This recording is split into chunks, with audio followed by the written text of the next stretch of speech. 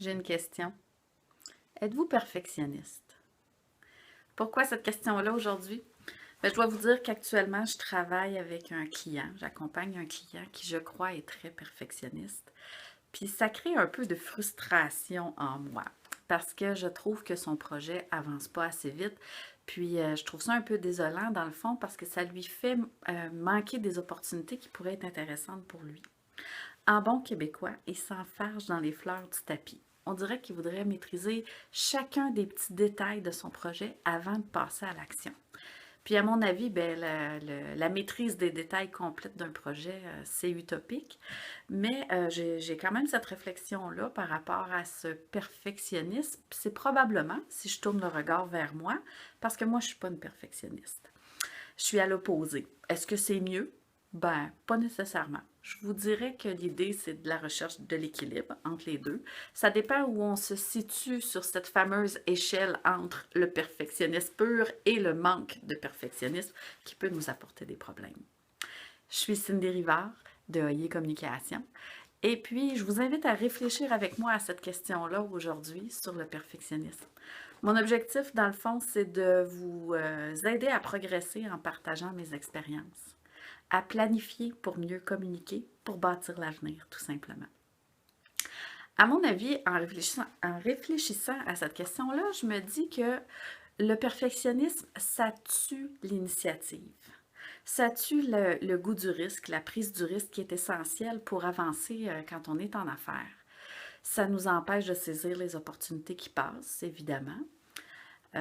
Mais à l'inverse, le manque de perfectionnisme n'est pas nécessairement la vertu non plus, là, parce que ceux qui manquent de perfectionnisme, ben, ils peuvent s'éparpiller. Ils peuvent oublier de prendre le temps de s'arrêter pour réfléchir puis faire les bons choix, de planifier les actions. L'idée, c'est de tendre vers l'équilibre entre les deux, finalement. Comment? Ben, c'est pas nécessairement simple non plus. Le perfectionniste, probablement qu'il doit, lui, chercher à lâcher prise. Plus facile à dire qu'à faire, hein? Vous en conviendrez. Lâcher prise, on n'a quand même pas le choix parce qu'il y a tellement de détails dans la vie à regarder. Je t'ai soufflé juste d'y penser. Il faut lâcher du lest, sinon on a un aller simple vers un épuisement. C'est assuré. Ça, c'est pour le perfectionnisme. La personne qui manque de perfectionnisme, elle, ben, c'est sûr qu'elle doit apprendre à dire non, je dirais. Apprendre à s'arrêter et réfléchir pour faire les bons choix. Apprendre à planifier ses actions, puis surtout à respecter le plan d'action qui est mis en place. Vous voyez, d'un côté ou de l'autre, il n'y a pas de formule magique. C'est pas simple. Euh, Mon conseil de ce côté-là, puis c'est ce que j'ai appliqué de mon côté, mon conseil, c'est de vous faire aider. Entourez-vous de gens, que ce soit un coach, un mentor, un conseil de direction, pourquoi pas un groupe, un mastermind group, un réseau. Bref, de s'entourer de gens qui sont meilleurs que soi pour nous aider à avancer. S'entourer de gens aussi qui ont réussi à passer à travers cette même chose-là.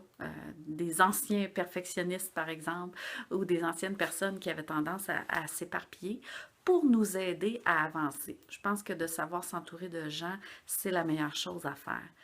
Puis de mon côté, bien, vous savez, on enseigne souvent aux autres ce qu'on a soi-même besoin d'améliorer. Puis c'est sans doute pas étranger au fait que quand je présente les services que j'offre, il y a souvent les mêmes mots qui reviennent, comme les mots réfléchir, planifier, choisir. Moi, c'est ce que je fais quand j'accompagne les gens. Je les aide à réfléchir à tout ça pour mieux choisir puis planifier, euh, entre autres, leur communication. Il y a un mot qui revient aussi, c'est comprendre, parce que j'aime bien que les gens comprennent ce qu'ils font pour faire des meilleurs choix.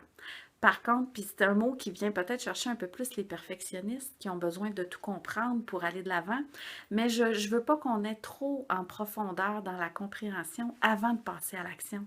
Parce que selon moi, la meilleure façon d'apprendre, c'est dans l'action. C'est de poser les actions pour finalement maîtriser en le faisant les choses qu'on a à apprendre. Euh, je trouve que c'est dans l'action qu'on comprend encore mieux finalement. Si je vous retourne la question à ce moment-là, qu'est-ce que vous diriez, vous autres? C'est quoi vos besoins? Est-ce que vous avez besoin d'apprendre à lâcher prise ou vous avez besoin d'apprendre à vous arrêter puis réfléchir? Bonne réflexion.